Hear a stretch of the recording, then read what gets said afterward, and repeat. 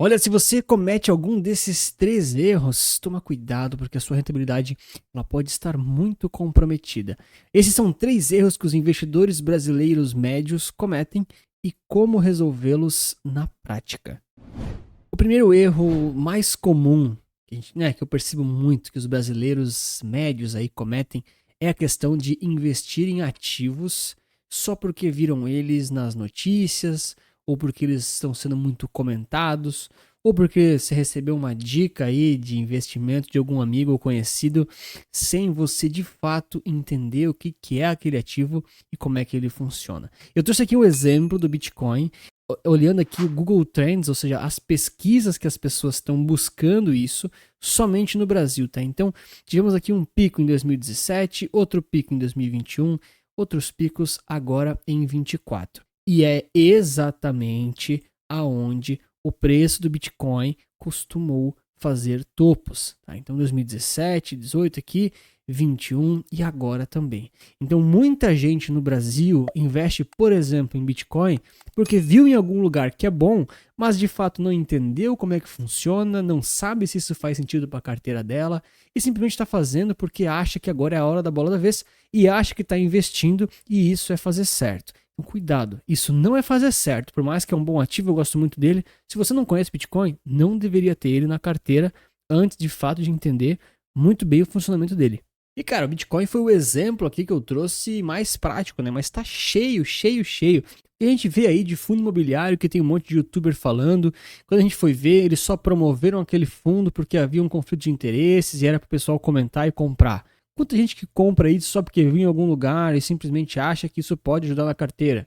Então não faz sentido nenhum. E o brasileiro médio adora fazer essas coisas. Ah, mas é uma aposta de curto prazo. Cara, nunca ouviu falar do ativo e simplesmente sai comprando. Cara, se você quer fazer isso, beleza, o dinheiro é seu, mas assim, não faz sentido nenhum. De novo, o que faz sentido é sempre você ter uma estratégia clara e aí você acompanha certos ativos, certas classes de ativos e simplesmente compra aquelas que já estão no seu radar.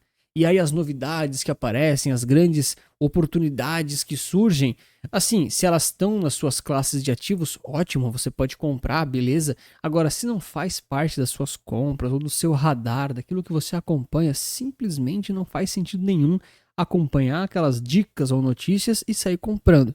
Você pode se informar, você pode aprender mais, você pode colocar no radar e aí considerar realmente colocar na carteira. Mas primeira pergunta, esse ativo está em qual classe de ativos, né? Aquele ativo que você viu em algum lugar e quantos por cento ele deveria estar na sua carteira. Se você não tem essas perguntas e respostas assim muito claras na sua cabeça, olha, aí já está errado. Você precisa resolver isso urgente porque é o primeiro passo.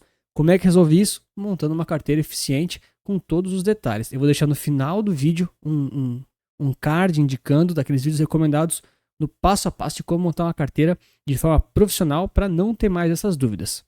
Aí já comenta aí para mim, você costuma comprar ativos que não estão na sua previsão da carteira ou da sua estratégia prévia?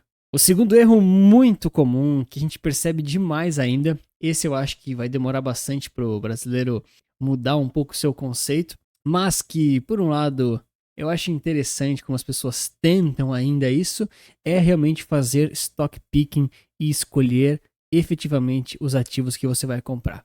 Calma, eu sei que essa vai incomodar algumas pessoas, mas eu quero que vocês reflitam. Pessoal, pelo amor de Deus, quem escolhe os próprios ativos para comprar tem que saber muito bem o que está fazendo. Mas sim, não é ler um relatório ou outro, não é acompanhar os balanços, não é ter um Excel com valuation, é muito mais do que isso. Cara, quando você decide comprar um ativo específico, você simplesmente decide que você está competindo com os fundos, os bancos e as assets que decidem comprar aquele ativo também. E eu garanto que as razões que esses fundos, bancos e assets têm são diferentes da sua, porque eles têm uma coisa chamada assimetria de informação a favor deles. Você acha mesmo que um grande banco ou grande fundo simplesmente decide comprar ou vender uma ação só por causa do balanço, dos relatórios de um fundo imobiliário que está público no site para todo mundo ver? Cara, pelo amor de Deus, os caras têm muito mais informação do que você aí na sua cadeira ou no seu celular geralmente tem. Ah, mas eu consegui uma outra vez e muito bem. Cara, aí, né, primeira pergunta. Já mostrei, acho que essa imagem aqui umas 500 vezes aqui no canal e vou continuar mostrando. Poxa, nos últimos 10 anos aqui, ó, apenas 20% dos fundos de investimento profissionais conseguiram superar os índices aqui do S&P aqui no Brasil, tá? No último ano, só pra gente ter noção, foram apenas 10%, tá? Nos últimos 5 anos foram aqui 15%. Então, o que a gente percebe? Que os fundos de investimentos que tem profissionais que trabalham praticamente 24 horas por dia, uma equipe gigante, às vezes mais de 100 pessoas, 500 pessoas, 1000 pessoas, trabalhando para encontrar os melhores investimentos.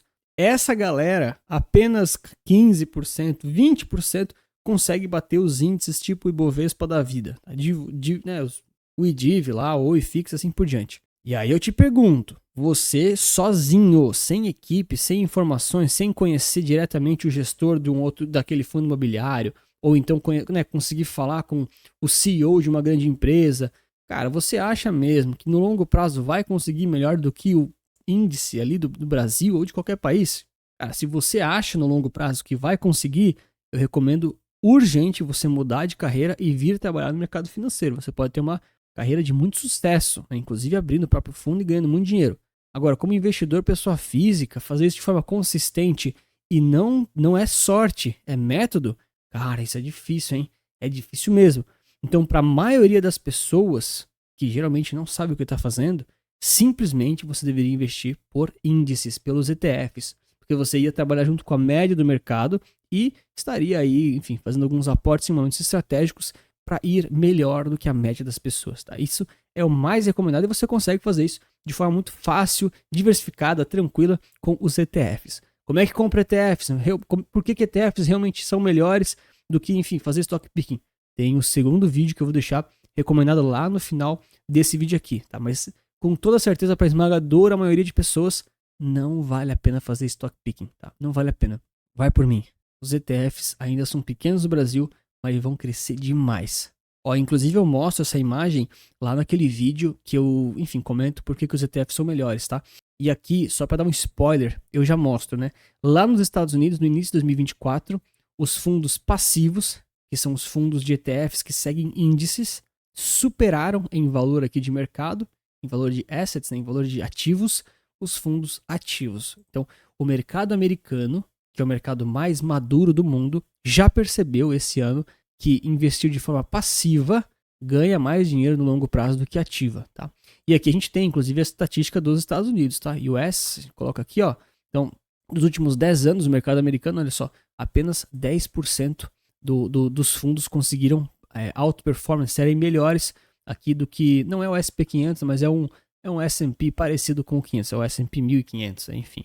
Nos últimos 5 anos, olha só, alguns conseguiram um pouco melhor.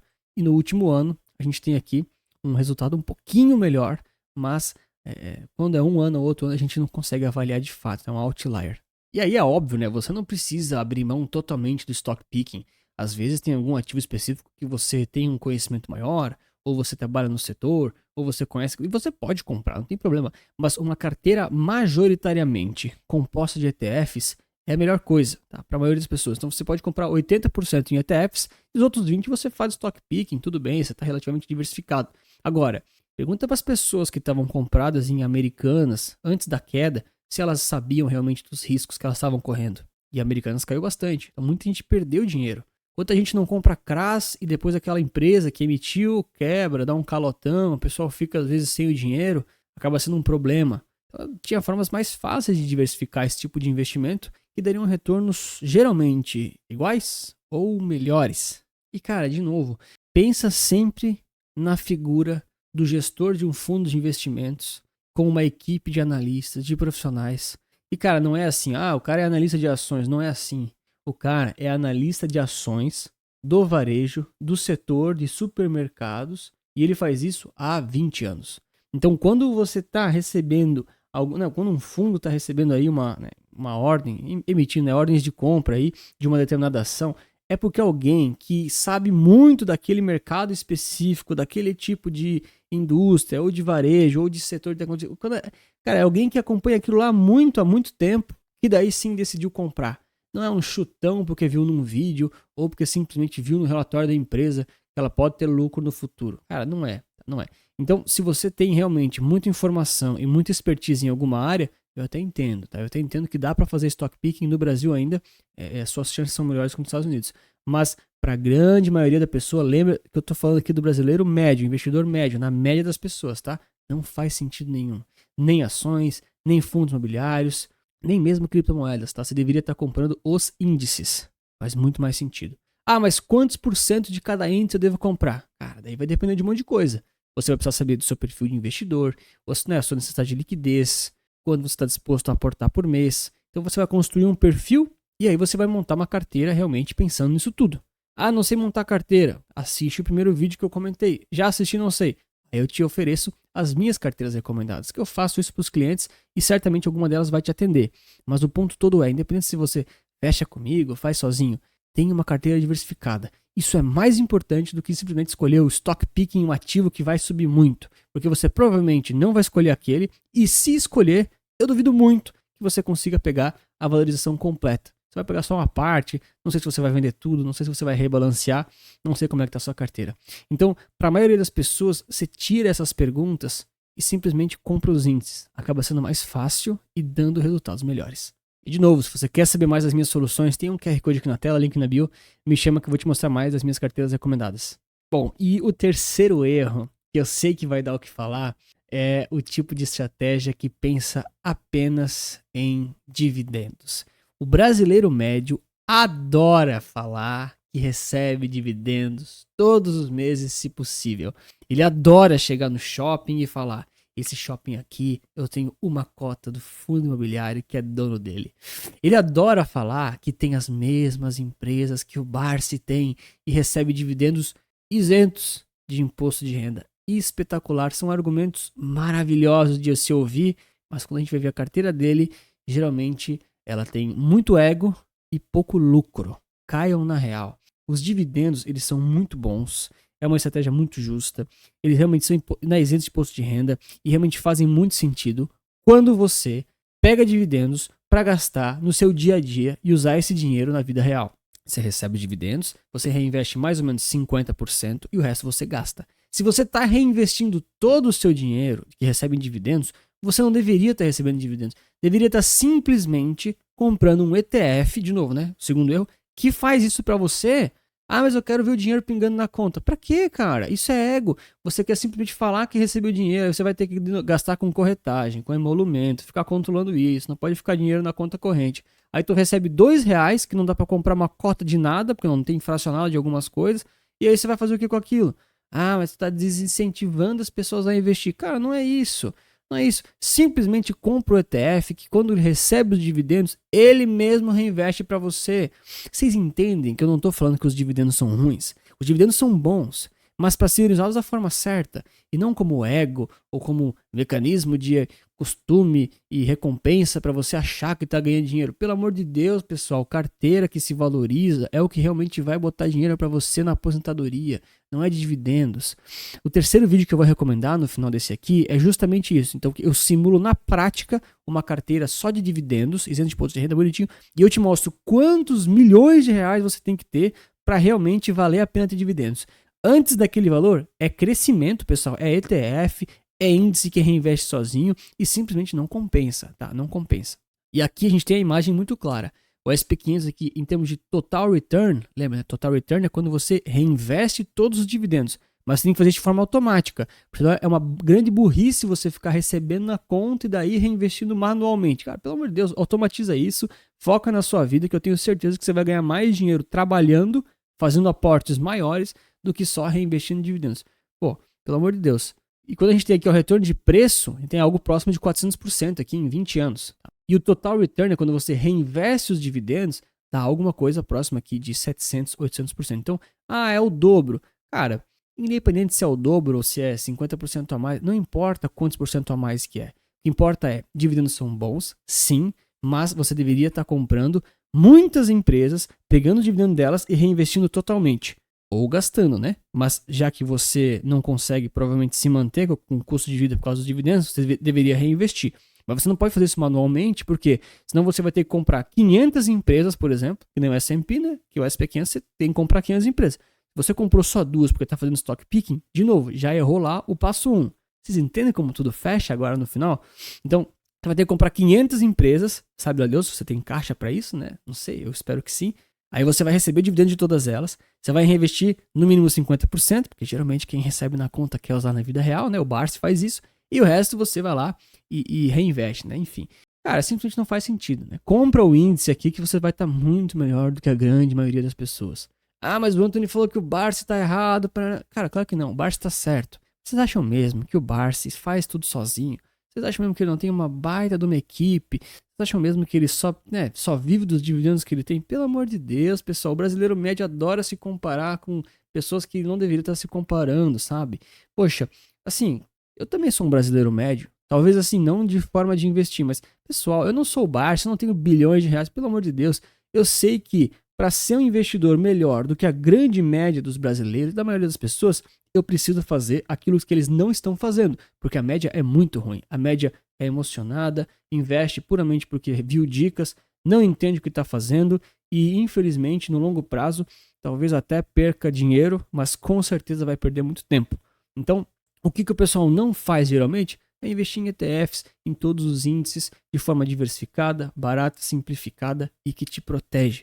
Lembra, investir é muito bom para sua aposentadoria, é fundamental, é excelente. Eu literalmente trabalho com isso porque eu acredito nisso, mas não vamos enganar, né? Não vamos se enganar, pessoal. É importante você trabalhar, aportar e rentabilizar.